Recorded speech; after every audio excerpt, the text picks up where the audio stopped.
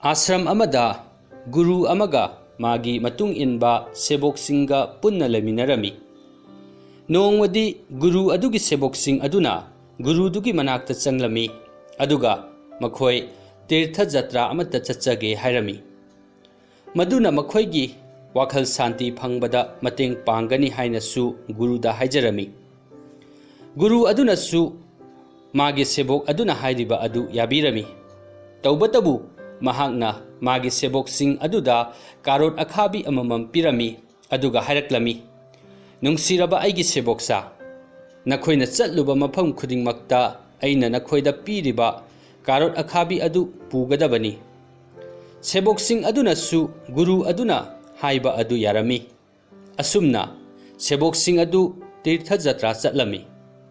मखोयना चल्लुबा सेंगलबा लाइसंगसिंग सेंगलबा मफमसिंगदा चटपदा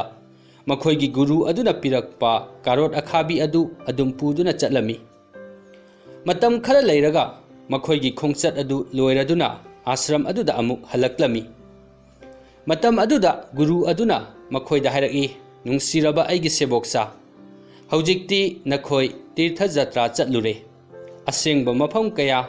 लाइसंग कया चलुरबनिना नखोयगी वाखल शांति फंगलबरा गुरुगी वाहंग अदु ताबदा सेबोकसिंग अदु निंगबा कायरमी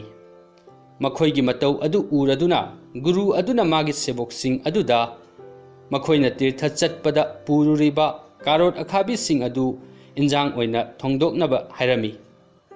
सेबोकसिंग अदुसु गुरु अदुना हायरिबा अदु लोइना तौरमी चाक इंजांग पुमनमक सेम साबा लोयरबा मतुंगदा गुरु अदुना इंजांगदा यावबा कारोट अखाबी मचेत अमा चारमी मतम अदुदा गुरु अदुना यामना साउना हायरकी नखोयबु कारोट अखाबी असि नखोयना तीर्थ चटपदा पुई हायदाय अदुगा करिगिनो कारोट अखाबी असिना खारिबा गुरुना हायरकलिबा वाफम अदु ताबदा सेबोकसिंग अदुदी यामना ngakलमी सेबोकसिंग अदुगी मरक्तगी अमना हायरकी गुरु कारोट अखाबी असिदी मसाना खाबा ताबनी तीर्थ चटपदा पुरगा मतौ करमना कारोट अखाबी असि खारोयदौरिबनो मतौ करमना कारोट अखाबी असिगी महावबु होंगदौरिबनो मागी पाउखुम अदु ताबदा गुरु अदुना मखा तारकी चुमी नंगना हायरिबा अदु मदुनी अइना नखोयदा खंगहनिंगलिबसु कारोट अखाबी अदुगी महाव अदु तीर्थ चटपदा पुरबसु मागी अखाबा महाव अदुदी होंगहनबा ngamde मतौ असुमना कनागुंबा मियोय अमना तीर्थ चटलबसु महाक मसागी नुंगदगी होंगद्रबदी